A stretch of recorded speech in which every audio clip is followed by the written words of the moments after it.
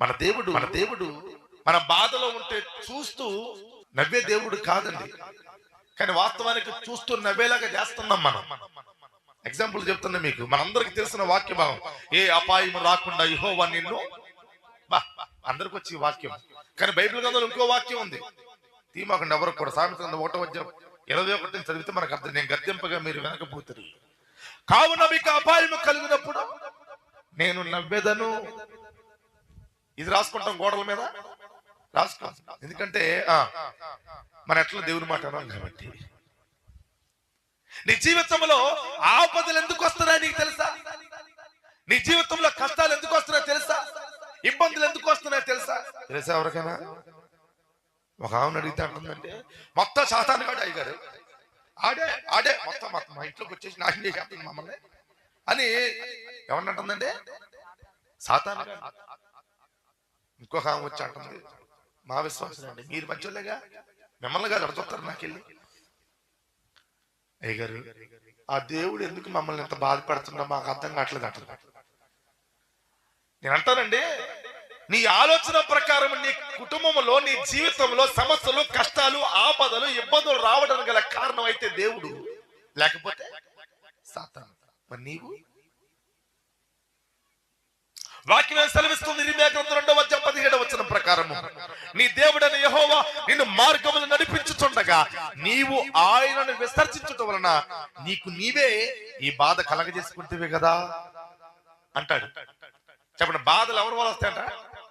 నీకు నీవే బాధలు కలగజేసుకుంటున్నావు, నీకు నీవే సమస్యలు కలగజేసుకుంటున్నావు.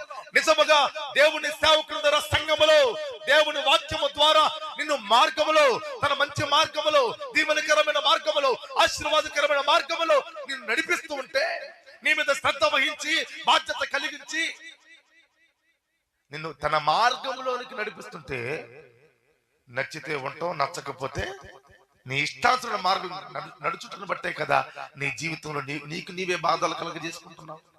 మార్గంలోనికి నడిపిస్తుంటే నచ్చితే ఉంటావు, నచ్చకపోతే నీ ఇష్టానుసరణ మార్గం నడుచుటను బట్టే కదా నీ జీవితంలో నీకు నీవే బాధలు కలగజేసుకుంటున్నావు.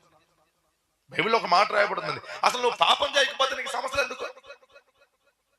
నువ్వు పాపం చేస్తున్నందుకు దేవుడిని నేను ఇబ్బంది పెట్టండి.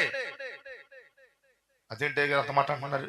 బైబిల్లో రాయబడి ఉంది, నీ పాపమే నిన్ను పట్టుకొను అని రాయబడి ఉంది. చెప్పండి, నీ పాపం ఏం చేసినట్టు నిన్ను? ఏ పాస్టర్ గారు పట్టుకోకపోయినా, తల్లిదండ్రులు పట్టుకోకపోయినా, ఎవరు పట్టుకోకపోయినా, దేవుడు కాదు, నీ పాపమే నిన్ను పట్టుకో. నీ పాపం వల్ల, నీ అవిధేయత వల్లనే, నీ అవిశ్వాసం వల్లనే నీ జీవితంలో ఆపదలు కూడా తెచ్చుకుంటున్నావు అన్న సంగతి ఈరోజు నువ్వు గ్రహించాలి. అయితే దేవుడు లేకపోతే సాతాను మీద నెట్టేయటం కాదు. ఆపద రావటం గల కారణం నీవే. సరే, నేను అంటున్నాను, కారణం నీవైనా అయి ఉండొచ్చు. ఇప్పటి వరకు ఈ రాత్రి నువ్వు యేసయ్యా నన్ను ఈ ఆపద నుంచి విడిపించు అని నువ్వు వడగలిగితే, ఇశ్రాయేలును ఆపత్కాలం నుంచి విడిపించిన దేవుడు నిన్ను కూడా విడిపించగలిగిన సమర్థుడు. ఆయన గట్టిగా చప్పట్లు కొడుతూ ప్రభుని కనపరచండి. ఆయన ఎవరిని తోసివేసే దేవుడు కాదు.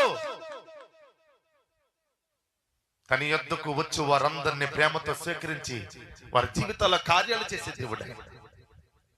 నీ కొరకు ప్రాణం పట్టే దేవుడు నేను ఎలాగ అనాథగా విడిచిపెడతాడు ఆయన. ఈ స్థలంలో ఒకవేళ నువ్వు ఎన్నో సమస్యలు కృంగిపోయి, మానసిక వ్యాధులతో కృంగిపోతున్న సందర్భాలను ఈ స్థలంలో కూర్చున్నావేమో, నా యేసే నీ కోసమే ఈ సువార్త సభలు ఏర్పాటు చేశాను. పూర్తిగా నువ్వు ఆయన మీద ఆధారపడి, నమ్మక ఉంచి, విశ్వాసం ఉంచి ఆయన నడిపిస్తున్న మార్గంలో నువ్వు నడవగలిగితే, ఈ రోజే నీ సమస్యలన్నిటి నుంచి నీకు దేవుడు విడుదల ఇవ్వబోతున్నాడు. నమ్ముట నీ వలనైతే. మాట్లాడండి, ఇదేదో మోటివేషనల్ స్పీచ్ కాదు, మోటివేషనల్ స్పీచ్లు కాదు, ఇవి జరిగేటువంటి విషయాలు. నా దేవుడు సజీవుడు, నేటికి కార్యాలు చేయగలిగిన సమర్థుడు.